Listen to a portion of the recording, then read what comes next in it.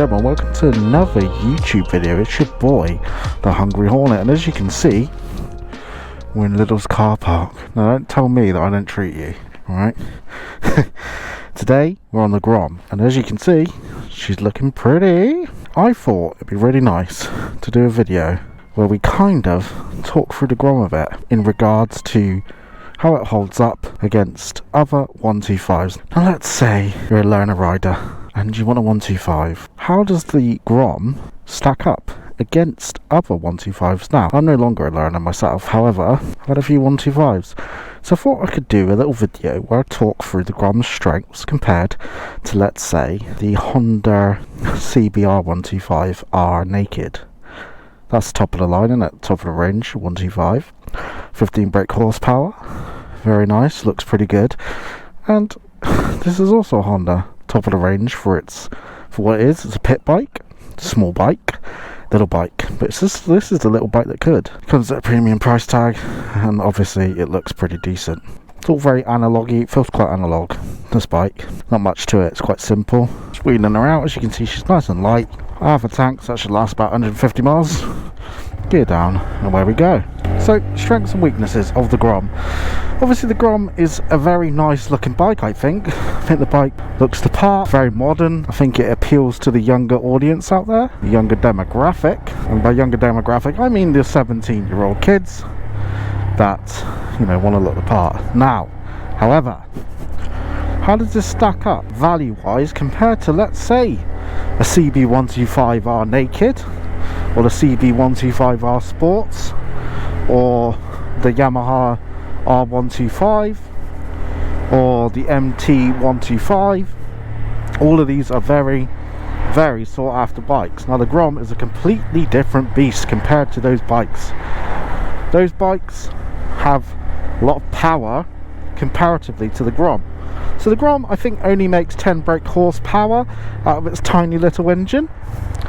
It's obviously a bit of a pedestrian type 125, if you like. It's a commuter. The whole purpose of it is to nip to the shops and to do this and that one, and to just be a little bit nimble, and that's what it is. This bike is nimble in traffic, it's fun to ride, and it's got small form factors. So for the shorter rider out there, it's pretty decent. It's a decent bike for a shorter rider. We're not all blessed with height. I certainly am not. I'm about 5'10". On a good day, 5'9/5'8" and 3/4, if I'm being measured at some sort of professional doctors. Amazing. You can go through your whole life thinking you're 5'10" until a doctor tells you you're 5'8", eh? So the Grom is meant for the smaller person, I'd say. The smaller person would enjoy it more than, let's say, the larger, longer BFG Roald Dahl type person might not enjoy it as much. Now, so what it makes up for, or what it lacks in size, let's say, is it does make up in fun factor. Obviously the bike is fun, you can throw it around, it's light to maneuver. It's a very nice sort of B-bike, if you will, for someone that has a full license. So a nice little commuter. This is definitely good at commuting. It's like the best of both worlds, the Grom. The Grom is like having a scooter, but all of a sudden it's a lot cooler than a scooter. I'd say, you know, you could do some, I could imagine some people doing some Deliveroo on a Grom, for instance. Now the Groms, as I say, got aggressive colour, they got aggressive styling, they look the part, and they are a blast to ride. But, however, they're not the fastest 125s you can get. So if you're after something that's a lot more faster, or a lot more sporty, then you're probably looking for one of the bigger 125s. So you're looking at the ones that are about 15 brake horsepower. But this has got 10, so this is a lot less power wise. It's a lot less than the CB125R. Now I had the Naked CBR 125R, and I absolutely highly recommend that as one of the best bikes I've ever had. It's a nice bike, and I would buy another one, to be fair, because they're fun. But you know, like say if you're a 17-year-old lad or ladette, or a girl or a boy or whatever you are, if you're 17 and you fancy a bike but you want to be powerful, you want it to sort of be able to keep up with traffic pretty well, you want it to be quick off the line, then you should go for something that's a little bit more powerful. Get bang for your buck. Now the CB125R is close to £5,000, I think, brand new. This one, I think it's £4,000.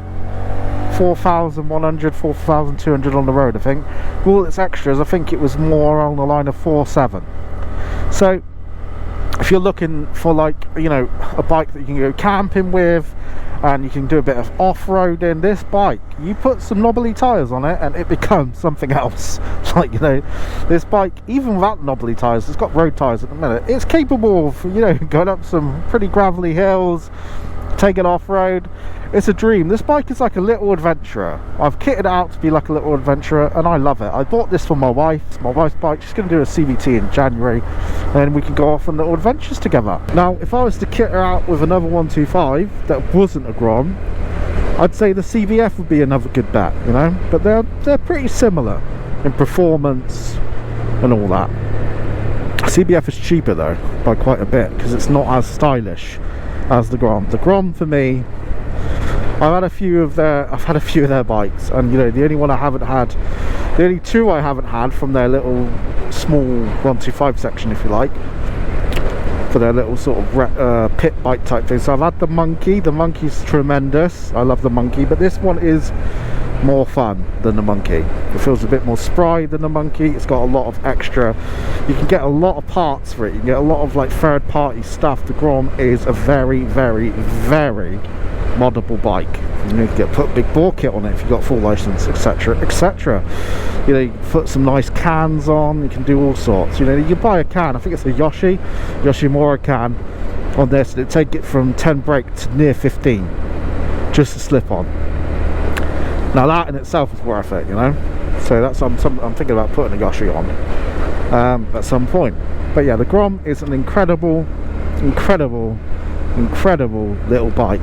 But is it the right bike, you know, value wise compared to others? Now I'd say there's a lot of real high value 125 motorcycles out there. Now for instance, if you're strapped for cash, good bet for you would be to buy a Chinese bike. Now I hear you say, Hungry Hornet, aren't you a Honda fanboy? Well, yes I am, but I'm also, no, you might not know this, I'm also quite a fan of another motorcycle manufacturer based in Exeter.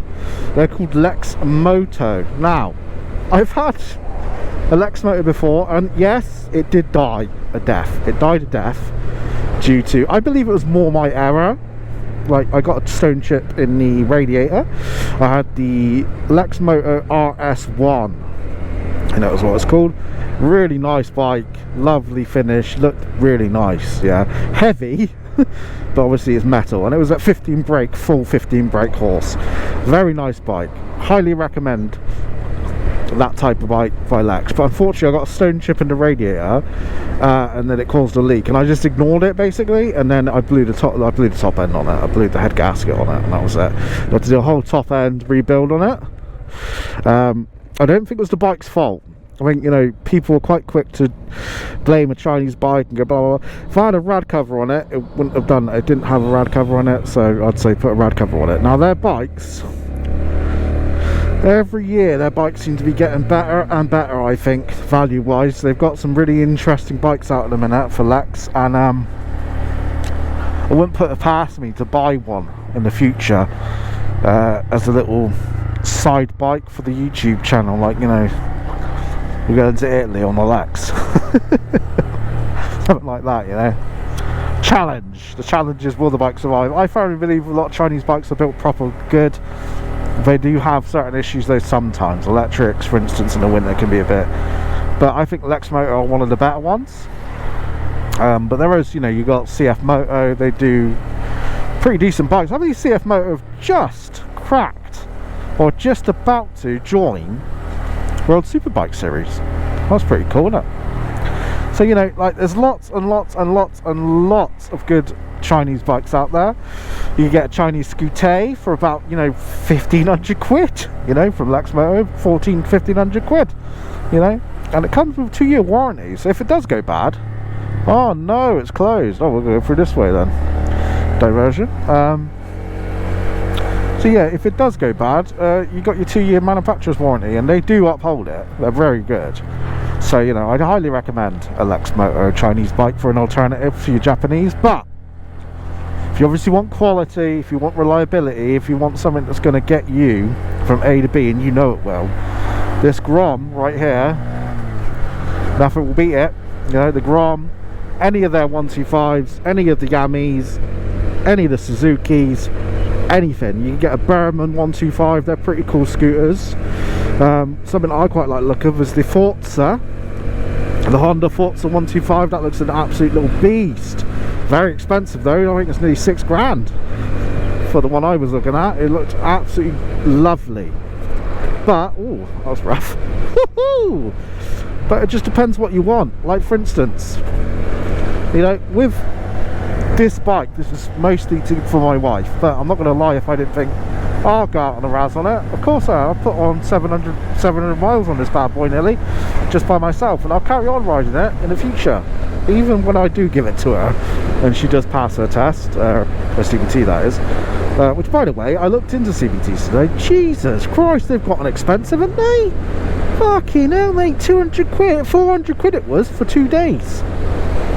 Shared, of course, 2 days, 400 quid. Rip off, mate. I'm so glad that it makes getting your DAS look like it's proper worth its money, you know? You can spend 1,200 quid to get your DAS 4 days or 5 days of training, plus your Mod 1 and Mod 2. Mate, 400 quid only gets you a CBT. Nuts. So yeah, you know, this, if stacking it up against other 125s, it's a bit difficult. But if you look at similar 125s, I'd say anything similar to a Grom would be something like, you got the Honda Shadow, for instance. That's quite, I think it's the Shadow. That's a little scooter, it's a 110, I think. You got a couple of, I don't know what the alternatives pit bike wise is for with the other guys, but and the other guys, I mean Suzuki and all that. But you know, there's a lot of competition. The 125 market is strong. It's a big market. It's the biggest market in the UK. I believe the best-selling bike last year and the year before was the Lex Moto LXR sports bike 125, and it's a nice bike. It's their flagship, and yeah, that's a nice big, it's actually quite expensive as well, because you know, there's quality. It's a quality bike. It's one of their quality bikes, I think. So there's a lot out there. Now, would it be fair to put the Grom up against something like the LXR? No, it wouldn't. You know, the Grom is, you know, it's not as capable as the LXR in the sense that it's not fast. However, in everything else it is. I mean, the gear changes on the Grom, beautiful. The way it rides, beautiful. It's comfortable. The seat's a little bit gnarly on my back end, but if I'm wearing the right type of trousers, I've realised it's not too bad, actually. It's not too shabby. It doesn't hurt too much at all. As you can see, it just squeezes in, doesn't it? Look, and it's spry as well. Like, we're in second gear and it rolls off well. Look at that, and it just sounds, I think it sounds nice. Put a can on it, it sounds even better. Also, let's not forget, you're buying a brand here. You know, the Grom is a brand, not just a Honda mark. It is a brand. It's you know, it's snappable. You know, in the sense that you take pictures of it, people like it. You know, for the social media guys of this generation, you know, the youngsters, you know, they want to be seen on something that's a bit cool. This is a cool bike. So cool factor wise, I honestly don't think many 125s can get one over on the Grom. I really don't. I firmly believe the Grom is probably undisputedly the coolest 125 there is. I think there's not many people that will argue against that, and I think, you know, the only other 125s that are cooler are the older 125s, like the Aprilia 125. You know, that's a cool bike, but that's only cool because it can do 96 miles an hour and melt your face away on a 2-stroke engine. You know, there's some very cool enduro type bikes, you know, that are 125s, but the Grom is up there, and I think when it comes to it, I think that's what swings it. You know, if you're gonna weigh it up against other 125s, what you lose in power, the Grom has a lot of acceleration. It's got a lot. It can get to its top speed quite quickly. Its top speed, I've gotten 70 miles an hour out of the Grom. They've done something to the 25 model, which is made it seem a little bit more woof, you know. It's just, as you can see, look, and it's a wheelie machine as well. This bike is a wheelie machine. If you can drop the clutch in, I've not wheelied on it yet, but it can kind of nearly power wheelie. That's how wheelie it is, if you like. Now, power wheeling on 125 is unheard of, but this thing could definitely, if you got it right, if you drop the clutch in at the lights, bang, you definitely pull a wheelie on it for sure. And as you're about to see, the bike's quite capable on national speed limit roads. Quite capable indeed. Well, look, we're about to turn in to a dual carriageway, and you'll see the bike will, and look, it leans perfectly. It's just, honestly, fantastic little bike. Fantastic little bike. Now, compared to other 125s, value-wise, how valuable is it?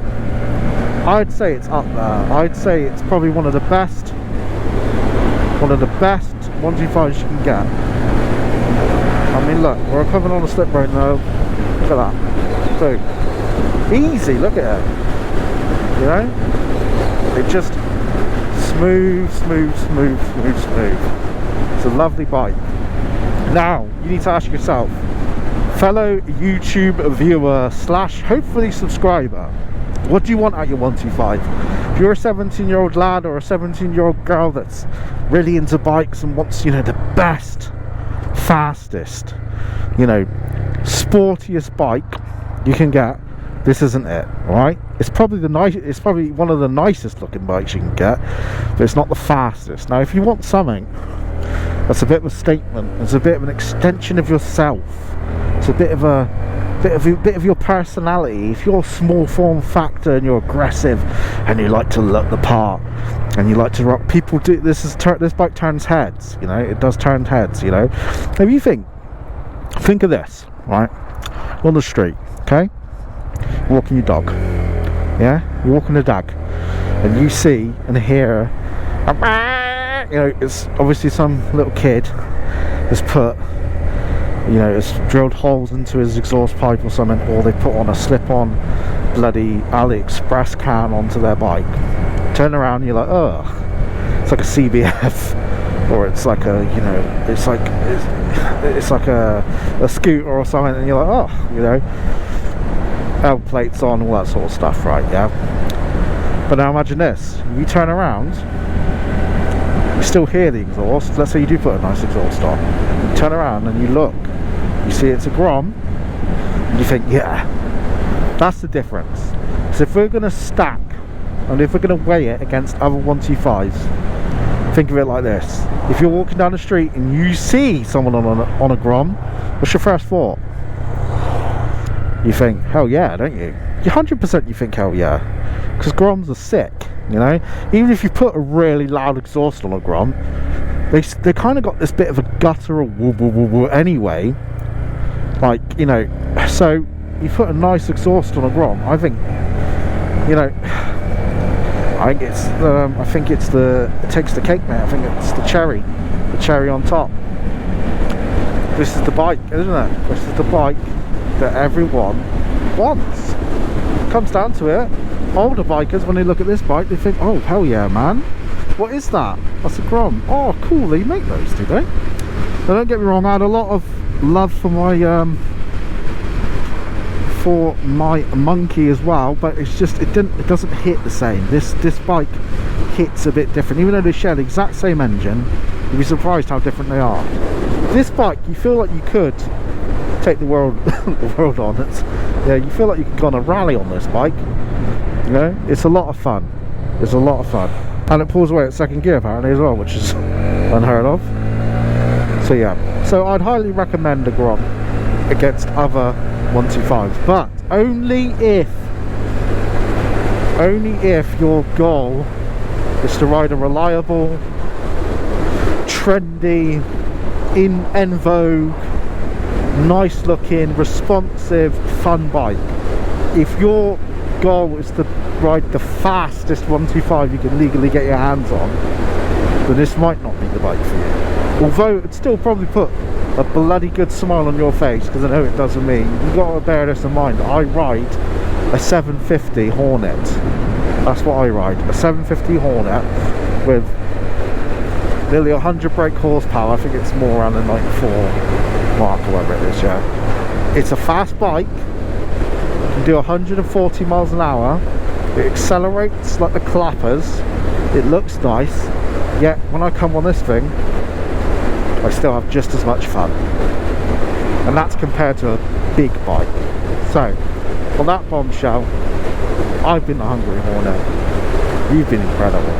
Until next time, remember, it's not the bike you ride, it's where you ride it to.